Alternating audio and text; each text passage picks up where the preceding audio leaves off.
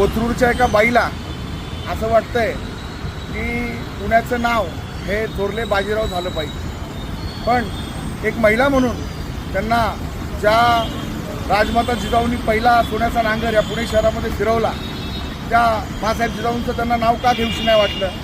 ज्या पहिली महिलांची शाळा या देशामध्ये त्या पुण्यात सुरू ज्या सावित्रीबाई फुलेंनी केली त्यांचं नाव त्यांना का घेऊशी नाही वाटलं?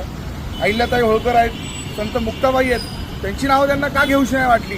हा प्रश्न मुळात आम्हाला पडलेला आहे.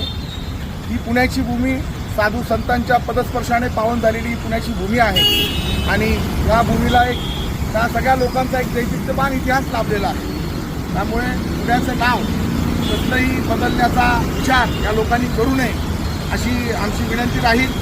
त्याचबरोबर या बाईचे मला वाटतं 3-4 वर्ष राहिलेले आहेत संविधानिक पदाचे, त्यामुळे कदाचित ती बाई तिचं अस्तित्व टिकवण्यासाठी हे स्टंट करते का, हे बोलते का, असाही त्या ठिकाणी प्रश्न निर्माण होतो आहे.